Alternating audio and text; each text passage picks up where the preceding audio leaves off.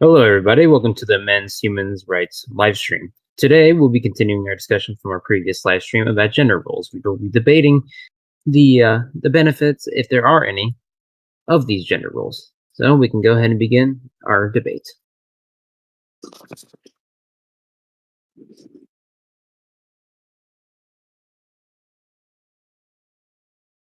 Hello, right now, my personal take is that gender roles are something we have to deal with and work around, and they're going to be very difficult to get rid of, personally. For example, pregnancy alone basically sets up a certain number of gender roles. Like the woman, when she's pregnant, it's well, she's very vulnerable. She's very dependent on her partner, and that means that the partner has to work. The partner has to provide during that time because it's like the woman effectively becomes disabled during that time. And then after that time, you've got the problem of now you've got a child and somebody's got to take care of it, and it's very young and it can't fend for itself at all. So at that point, you also have the issue of she's the one producing the milk for the baby and so on and so forth. So these are issues that are you can work around, but I feel that there is a certain point where gender roles are going to just have to be acknowledged as a fact of life. And as unpleasant as that is, really, it's not something anyone really wants. Well, okay, let me change that. A lot of people are perfectly happy with it, but a lot of people aren't happy with it. And I think that most of us fall into the second camp because these gender roles have a lot of negatives to them. I think it's really the negatives that people don't like. For example, the man being in the role of the provider while the woman is pregnant kind of puts him in a position where he's also a protector. He has to protect the family. That means that he's in a very dangerous role. I mean, it's as dangerous as childbirth itself, quite probably. Perhaps more so, perhaps less so. It's hard to say. But this is where we come to male disposability, which is the idea that we have less empathy for men as a species, and we are more okay with men dying than we are with women dying. So it's the classic scenario. You have a crash car, it's on fire. There are two passengers, one male, one female. You can only save one. Which do you save based on that information alone? Most people would pick the woman. And this is because we see the childbearing, like instinctively, we see the childbearing nature of a woman as inherently valuable. We also see the man as more disposable because if, like, the man dies in our mindset, the tribe can support the woman, but if the woman dies, then there's no more children, and so the tribe bottlenecks.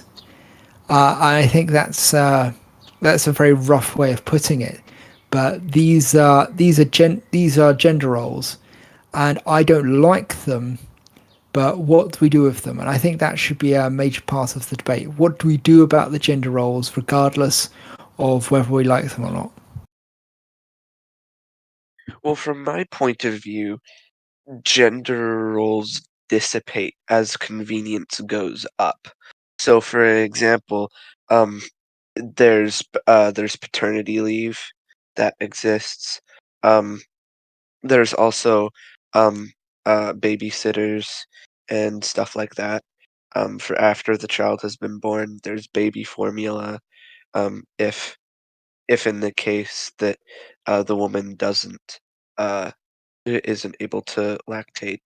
But baby formula does have its drawbacks, and et cetera, et cetera. So as the convenience of society goes up, the need to rely on gender roles goes down to some extent.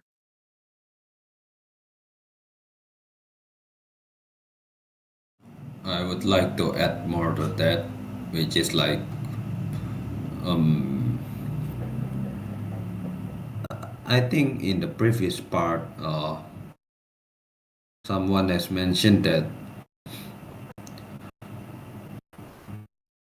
the people that are mainly adhering to gender roles are the ones that are in the lower economic class, because like if we assume that uh, gender roles serve a purpose, which is to make people able to survive better in harsh conditions of the past, then like then if that condition holds true, then like the people that are most disadvantaged when it comes to gender roles,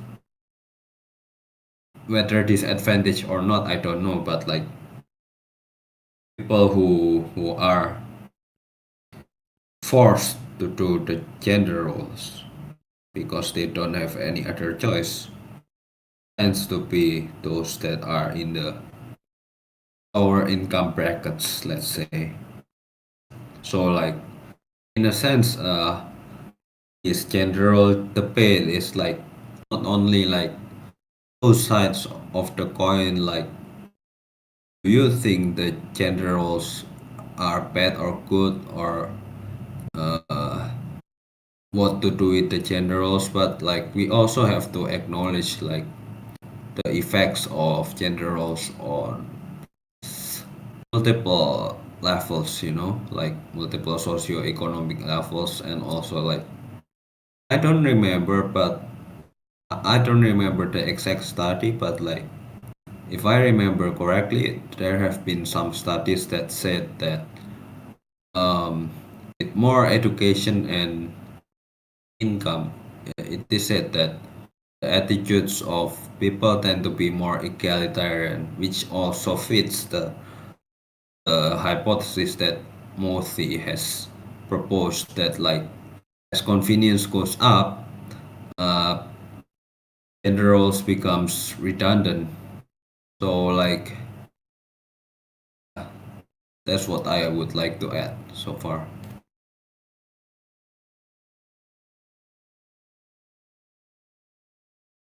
I mean, convenience does certainly play into it. For example, at the moment they've just had like the successful study with the artificial womb, with where they had like a sheep gestating inside this plastic bubble. And so once that sort of technology is available, well, okay, once it's ubiquitous, then there's the society is a lot more open to being gender neutral. I don't think that's going to change our instincts, though.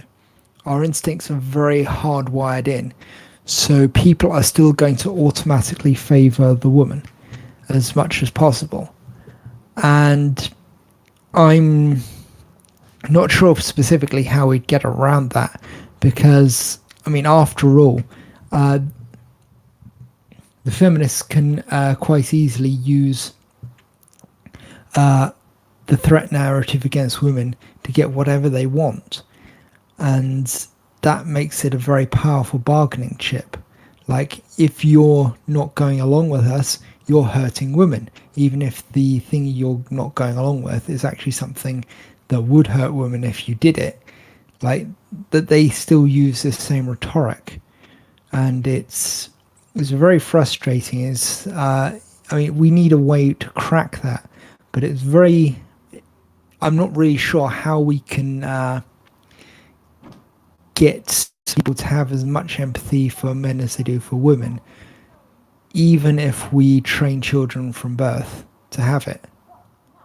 I think that's something we need to think about.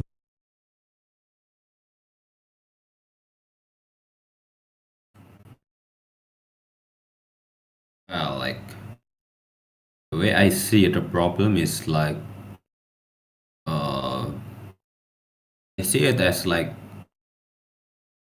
why do we prioritize women or women? Because like in the past it's more valuable, right? And like if it is valuable, then like of course women are going to be prioritized more since how do I say it? Since the resources in the past are scarce, so like they tend to prioritize the ones that are quote unquote most important for the society, which can be argued in the past is the women, since they are the ones who limit the reproductive capacity of the tribe, for example. But then, as we have grown better at, how do we say, like disentangling ourselves from our survival needs through fulfilling them at abundance, we have like reduced, apparently this is only my hypothesis, but like I think it's not it is not a coincidence that the reduction of gender stereotypes is happening following the, is it like technological revolution or something like that, I guess. And so like I guess like we are missing the trees for the forest, you know. Like maybe the actual bigger it might be actually easier if you don't try to tackle the problem of misandry directly, because like if we assume that the source of misandry is like, or the empathy gap is like the scarcity problem, then like maybe like if we make society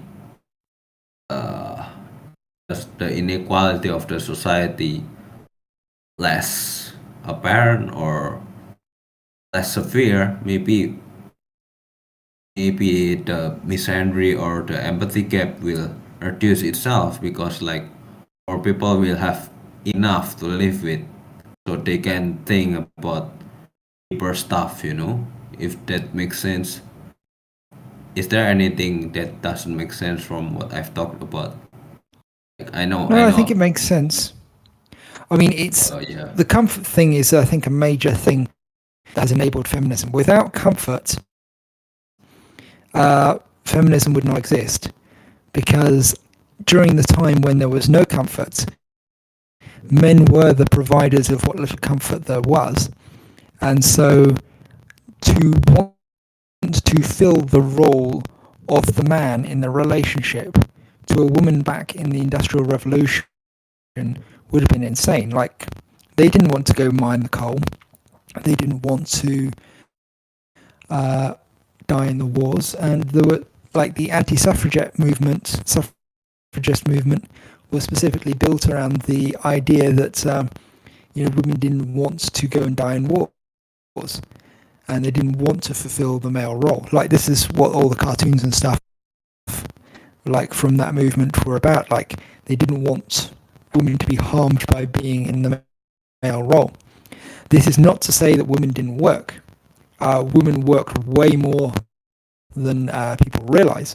Women could actually be doctors, but it was a much rarer thing for them to, like, be in a role the way men are. And it's really, I think, office work that has created that opportunity for women to get into the workforce. Like, most female jobs are in offices. They're indoors. They're not up on top of a roof in 90-degree weather. They are basically softer jobs, and they tend to monopolize all the part-time jobs as well. Like the majority of part-time jobs are female jobs. Well, they are done by women, is what I'm saying. So they aren't really fulfilling male roles even now. So even though you might say they're fulfilling male roles, the majority of women are not working even half as long as men are. So while a man might work a 50-hour week, the women are working 20-hour weeks, 20 to 25-hour weeks, 30-hour weeks at the most. So the minimum amount of work that the man does is often more than the maximum amount of work that the woman is doing, like in time, basically in time terms. I'm not saying that the women don't work hard while they're working, but like the actual hours work are much less. And this is, I think, because men and women have completely different priorities. Like the woman's priority is her family, usually. And it's taken a lot of feminism to get the woman to prioritize being in a job over being in her family. And I think this is something that might start to unravel in the coming decades, because if it doesn't, then there's going to be a massive population crisis, because a lot of women are holding off on having children to the point where it becomes unfeasible.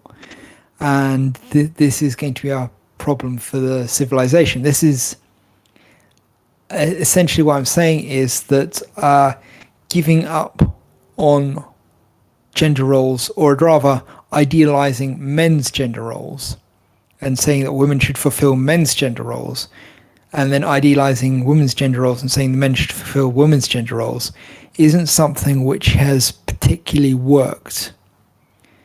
And I think that it's going to be increasingly unworkable until we manage to find some sort of like workaround for it. I don't know what that workaround would be. I mean, unless you've got like a robot at home that's taking care of the child. So the child is born in an artificial womb. They're brought up by a robot. But I don't think that's a good solution, because the robot... That sounds terrifying. This is terrifying. This is genuinely terrifying sort of scenario. This is, you're a pod person. You don't really have parents. You might be born from like a completely custom DNA. It's like this is one version of the cyberpunk future, but did you want to say something? Yes. Well, the whole thing, having no parents and someone essentially being a pod baby. I'm sorry, it's going to be a Larry reference, but it sounds like a similar situation to Brave New World, which is a world where essentially that does happen. There is no parents or anything like that. In fact, to be called a parent is an insult. And yes, everybody, and there are no natural births, at least in the Western world. Another person who has read the book. Yes. Yes, I do That's apologize. Actually, Brave New World is actually one of the books I talk about as the Dystopia trilogy. Though I've been thinking about adding that Hideous Power to that trilogy. You're right, like it's very much like if I remember rightly, they give the babies different amounts of alcohol while they're gestating to induce disabilities. So the lowest class are given the most alcohol, and the highest class are given none. Yeah, I believe it's similar to that. And also inversely, the highest class are given the most indoctrination, and the lowest class aren't, because you can't really think if you're stupid.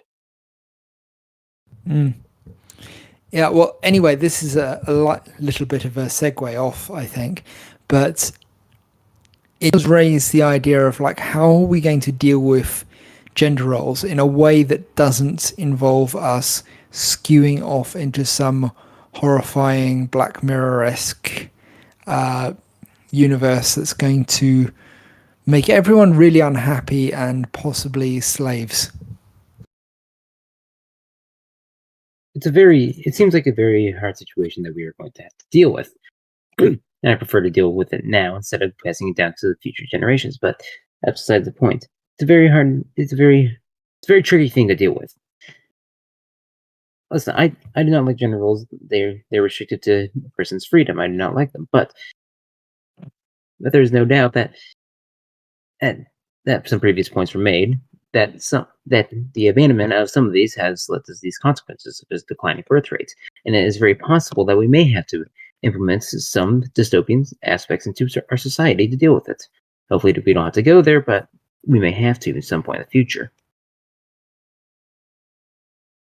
For example, the artificial wombs. We may have to implement those into society. Who knows? Well, an artificial womb I mean, I don't think the wombs slightly are... is slightly different than just entirely creating babies from scratch. Oh, I don't yeah, think of course. either of those things... I do apologize. That's right. I don't think either of those things are necessarily dystopian on their own. It's when you start to think through the consequences that things like that become dystopian. It's like part of the reason that parents bond to their children is the birth itself.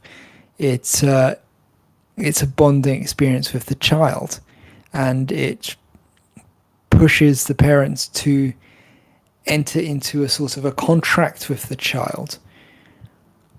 And I don't know that artificial birth would do that, but I do think that we do need to solve this issue of gender roles. Otherwise, something like that is, I'm not going to say totally inevitable, because this is something that's going to, natural birth, unless you put something in the water to stop all women from giving birth, and then have massive warehouses full of artificial wombs, which is a good sci-fi story concept. I should keep that on the side, but unless you do something like that, you're still going to have people giving birth. So, like, you're not going to get rid of the gender roles there. I mean, what's the other? I mean, the only other thing I can think of is like genetically modifying women to be as big as strong as men, but again, I don't think that's necessarily like the Spartans something from workable. Halo? I'm not familiar with that bit of the lore. I mean, I played Halo, but not that. I haven't seen that bit. It's basically genetic modification to increase muscle mass. So basically, Spartans. Nevertheless, none of those things are, as you said, inherently dystopian. It's only the consequences of them. They're possible, but doesn't mean it's actually going to happen. I mean, imagine what artificial wombs could do for people who can't have children but want them. Like, that's what's not inherently... That could be a valid use case. But I think what's the let me formulate myself here. Like, what is... I think the whole idea that the male gender role is the gender role that should be strived for, and the female one should be eradicated is inherently a bad philosophy. So I would think we would only be trying to abolish the useless or limiting gender roles, or at least the ones that don't have a purpose. For example, like we can't really abolish pregnancy without significant scientific advancement. But even then, there's consequences to that. So I think it comes down to making a like a healthy convenience. So, or like a padding in like the fabric of society, so that the gender roles can somewhat dissipate, but the ones that still need to exist still exist. Well, I mean, I'm not sure that would get rid of like our instinctively like sacrificing men and valuing women's comfort and safety to an extreme extent. Yeah, But but oh yeah, go ahead. Sorry. yeah, it's just. I mean, I don't personally know how to solve the situation. I Yeah, I do don't think think it's that fighting gynocentrism is part of that. But I don't think they devalue being a woman. I think what they value is either men and women completely erasing gender roles or men and women swapping gender roles. Because I've noticed this with like stuff Michael Flood posts. He'll say, "Oh, men, why don't you wear dresses?" Like, yeah, sure, I'll put on clothes that are not designed for my body shape. That sounds comfortable, but the it's like that's not really the point. It's more like he says that being a muscular man is inherently toxic. So you've got to be a girly man. And that's some men. That's like gender is a bit of a spectrum. So you do get girlier men and you get more masculine men. But like the girly men tend to either be trans or gay. So it's like that's not really something that's a super ideal that you can press onto all men. And why should you? Because that's kind of shaming language. It's like you've got a big macho man. Why are you shaming him for being a big macho man? Like that's just who he is. Like this is not helpful at all. And they do. We mentioned this a couple of weeks ago.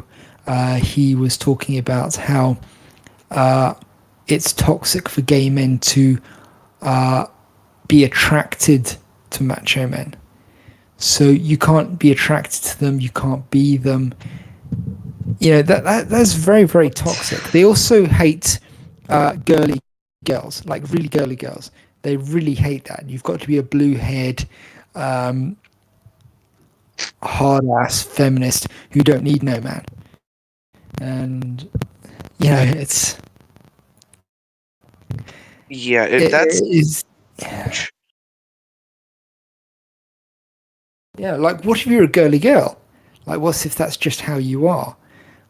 You've got to throw away your identity as a girly girl to embrace something because they tell you to?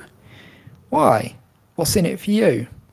Like, yeah. you get to be part of this tribe, or if you don't want to be. Mm. Actually, we know what happens if you don't want to be. They scream at you and call you a pick-me, and they attack you and they spit on you and they hate you. Yeah.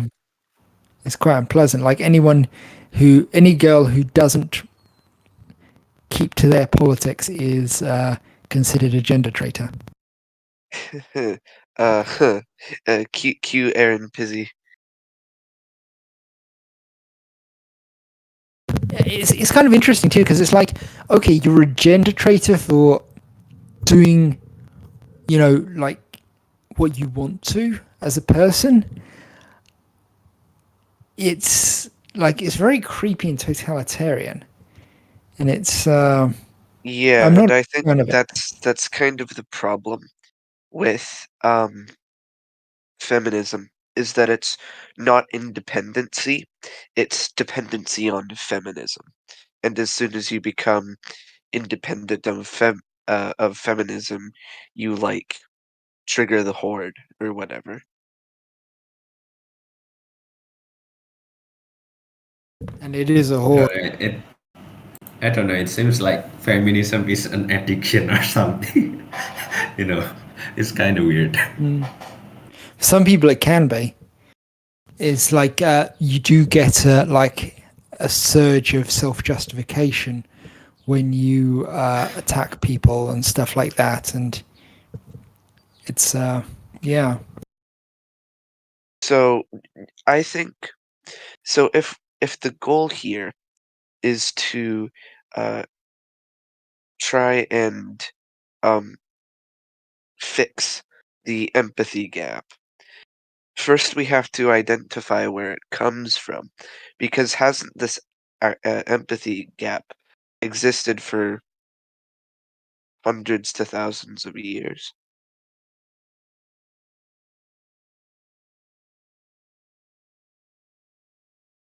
Because of course,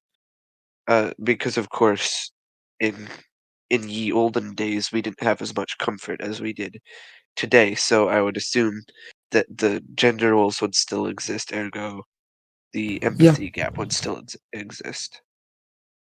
Yeah, you can see this stuff in insects. You can see this stuff in animals. There's been studies on it. Not many, unfortunately, but there have been studies, and they found that like dung beetles will sacrifice the males of the population to keep the females fed and stuff like that. Well, I mean, I guess Like that's men. sort of primitive because they're insects. And is the study of insects really a reflection on the human species? Well, I mean, it's not that. It's just like the same sort of. You see echoes of the same thing in insects as you do in humans. It's like, I mean, a dog's bark is communication. It's not as complicated as human speech. They've basically just got the one word, which is woof, and that's about it. Don't forget bark. They have Yeah, two. that one too, and go. But well, they do have a few sounds they can make, but it's nothing like as complicated as human speech.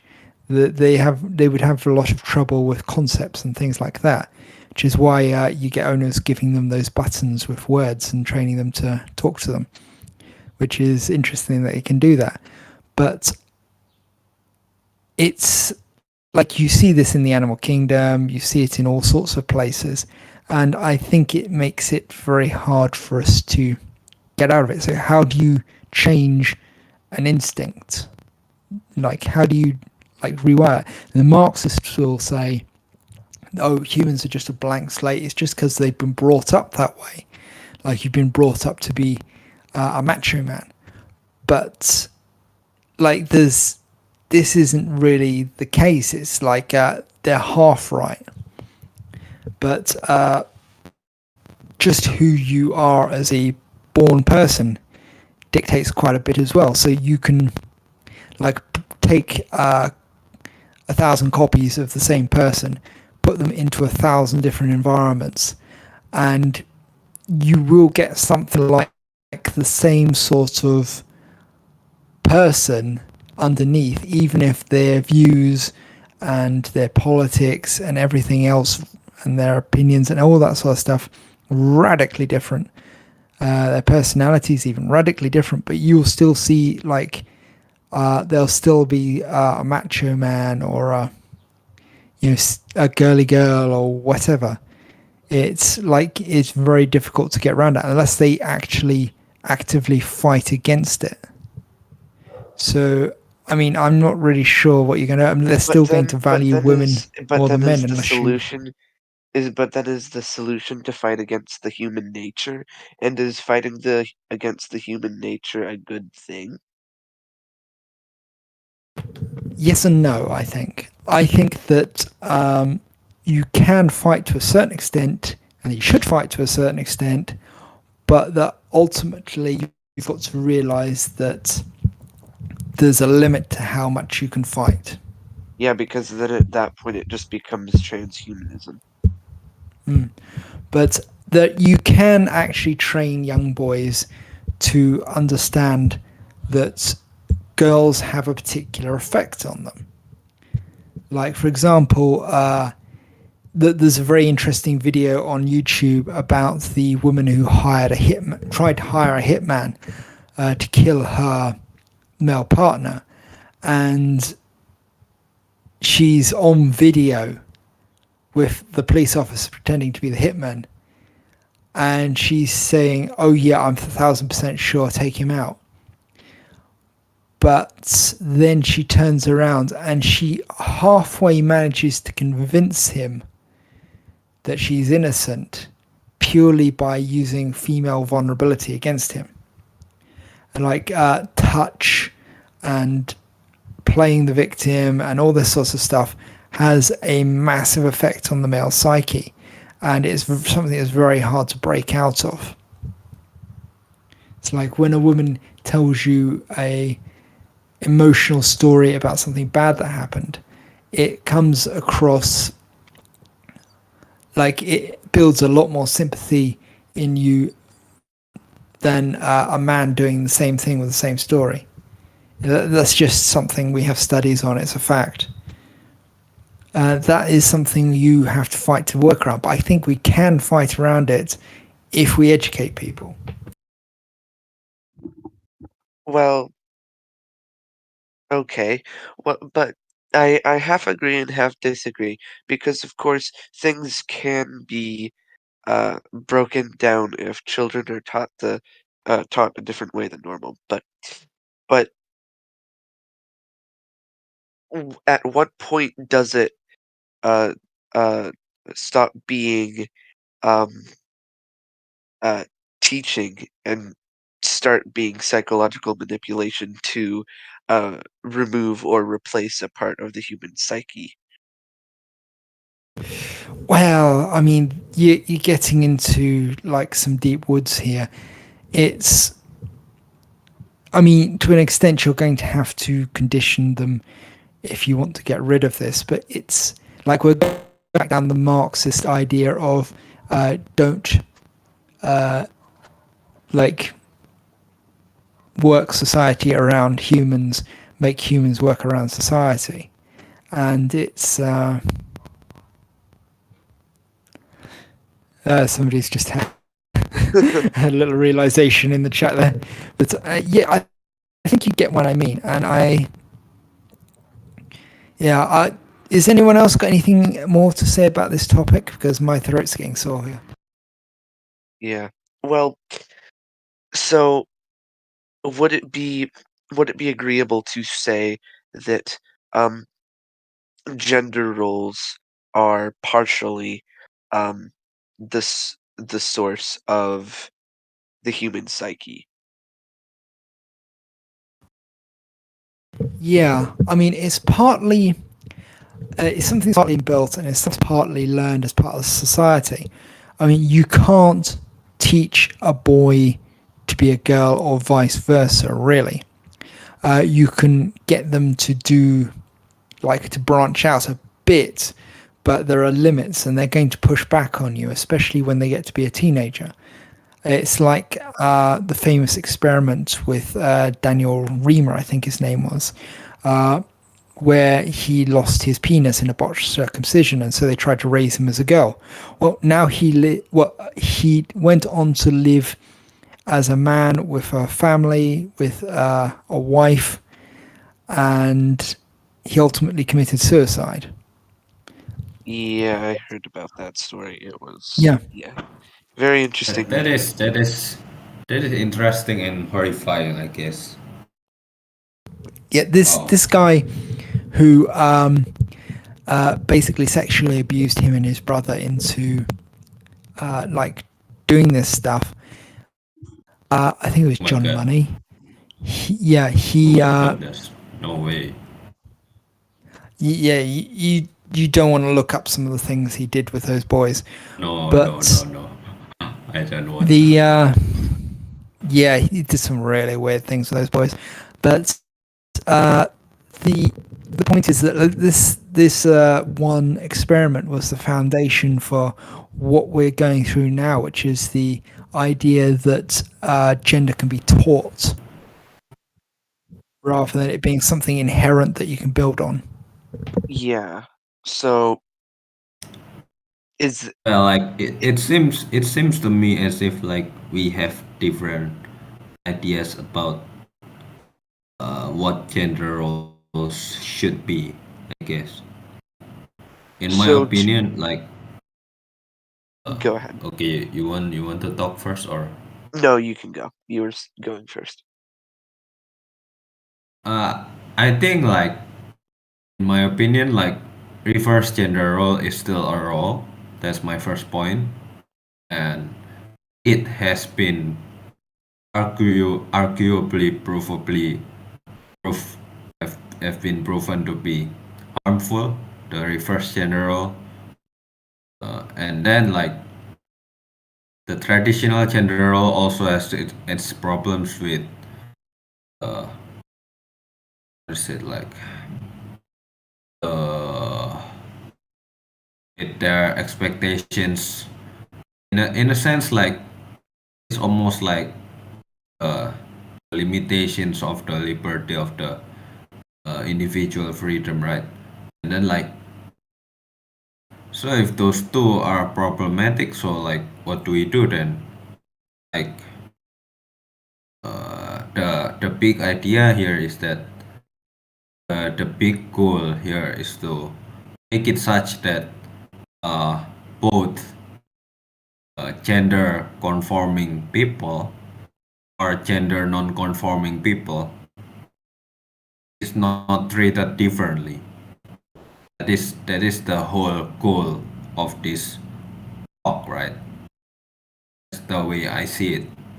So rather than focusing on how uh, it is like the reverse general is harmful or anything like that, like I think the greater question is like how do we make it such that uh, whether you are gender conforming or you are gender non-conforming, so for example whether you are a masculine man or a feminine man, it will it will have no effect on your opportunity. Like that's the big goal, right? So like I think it's better to focus on that rather than focusing on like that's it. What did you talk about, Ma? I forgot. I was talking about the empathy gap and its relation to gender roles.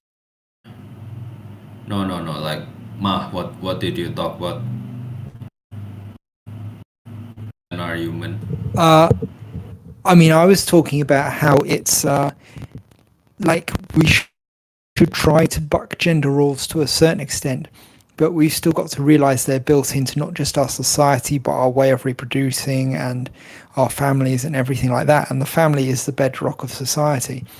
So it's we can't get rid of them to a certain extent, but we should try to mitigate them. But the real key thing I think that needs to be mitigated isn't the gender roles themselves, it's gynocentrism and it's the empathy gap specifically. These two things are like, they are the root cause of all of our issues, like literally every issue we have as men. But is the empathy gap rooted in the human psyche? Apparently it is, Yeah. according Yeah, to many it's rooted studies. in every human society. In So then, like is it have you solvable at all?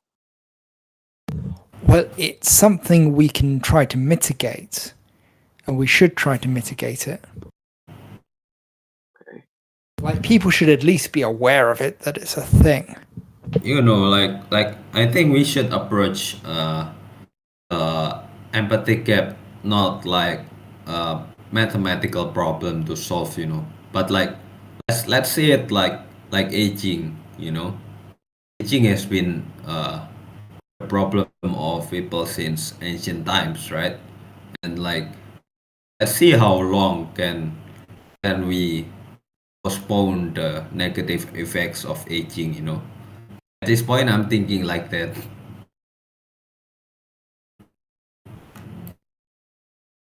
Like, do you guys understand what I mean? So Yeah, I you're think that's a talking good way about of putting it. aging.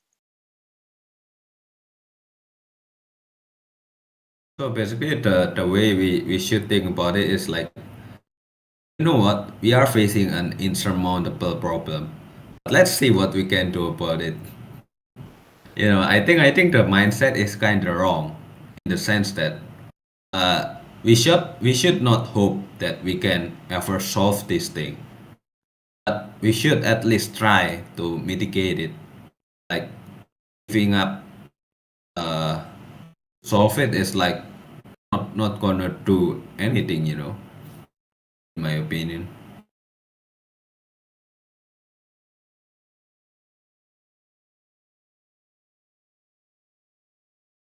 I think it can be solved, to be honest.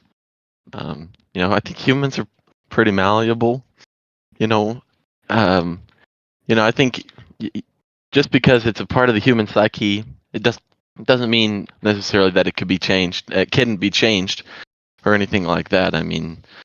There's lots of things. There's lots of things that have been changed. That that we might suggest that were part of the human psyche and that couldn't be changed, right? But have been changed through various pressures.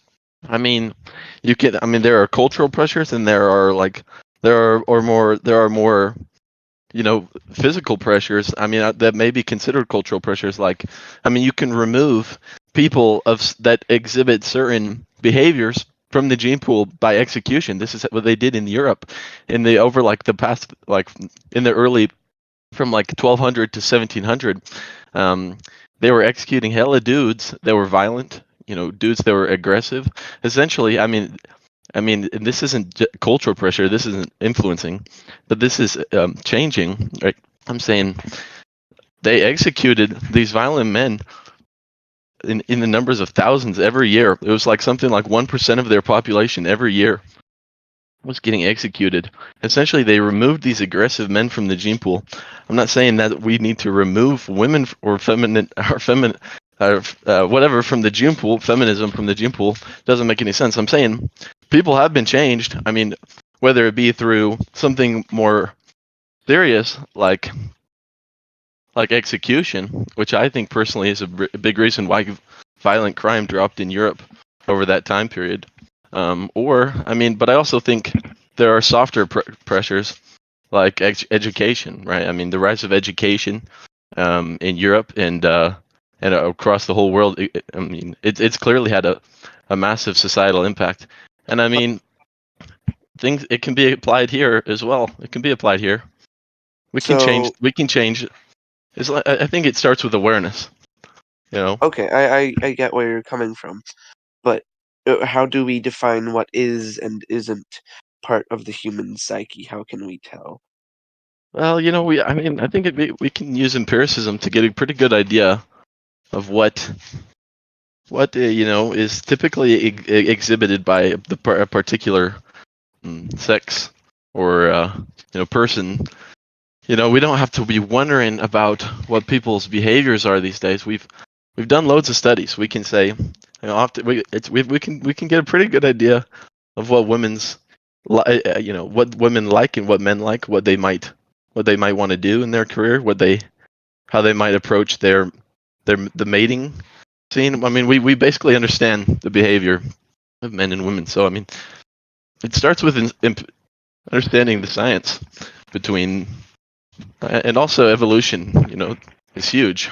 Understanding how we evolved to have these processes is key to understanding why why we have them now. Right. So, all right. I think I understand where you're coming from, but let me think here for a minute.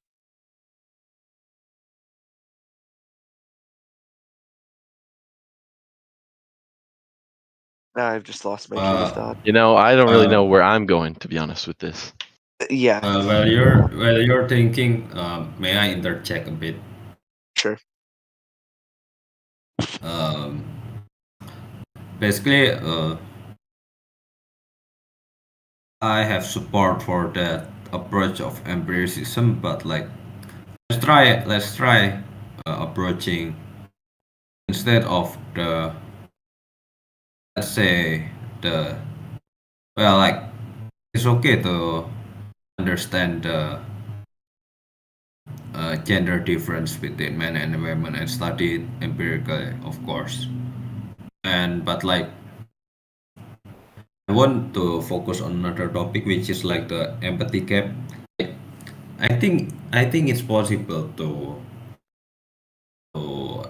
at the very least mitigate the empathy gap by a lot of percentage if uh, there is enough funding to research like what kinds of policies that might be useful for reducing the empathy gap, and uh, has the empathy gap reduced over the years? What are the necessary variables and things like that? I think it needs to be studied more. Like what kind of variables help reduce the empathy gap? That's I think is my main point. Mhm. Yeah, I mean, it starts with awareness, I think. Most people are still blind to the issues that most men face today, right? I mean, But then oh, wouldn't because of feminism, the awareness is largely getting silenced. So really, our first step needs to be to eradicate feminism. I think we need to stress. I think we need to stress the understanding of between what feminism is meant to do in theory versus what it has done in practice, right? Yeah, that would make Um, sense. a lot of people. I mean, I'd love to say that I'm a feminist and that I support modern feminism, but it's like because I mean, women should fight for their rights and men should fight for their rights. Everyone should fight for their rights. It's what we've been doing for thousands of years. I mean, everyone should fight for their rights, but the problem has been, I think, that they've uh, they've placed gaining rights for themselves far too highly. They've placed importance upon gaining rights for themselves at the expense of the loss of rights of others, namely men. They're losing sight of their purpose, and they're not actually engaging in a manner that is equal, that is true to their original clause, that they strived for equality between men and women. It's become a gynocentric movement. Like Men Are Human said, definitely become gynocentric. Probably around the third or fourth wave of feminism. It's getting It worse. has become Well, one could argue that it has been botched from the very start. Well, I don't know where does that argument start? Well, it would probably start with, like for example, what was it? The white feather, and stuff like that. The suffragettes, uh, and like for example, one could argue that um, when women gained the right to vote, um, hi, I unfortunately have to go. All right. Good talking then. I will talk with you guys later then. See ya.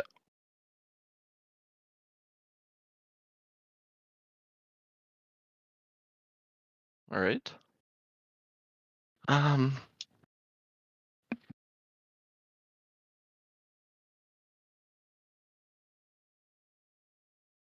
I'm actually going to pick up where he left off to an extent. I'm going to say that it's always been a Moss and Bailey.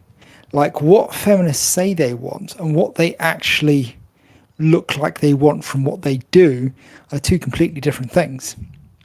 Like you say, the third wave and fourth wave where it went wrong. Second wave was extremely anti-male.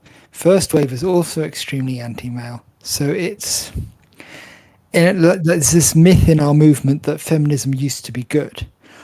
But honestly, it's always been like this. And we broke off of feminism specifically because it's like this. And we did so back during, I think, the second wave. So it's like there's never been this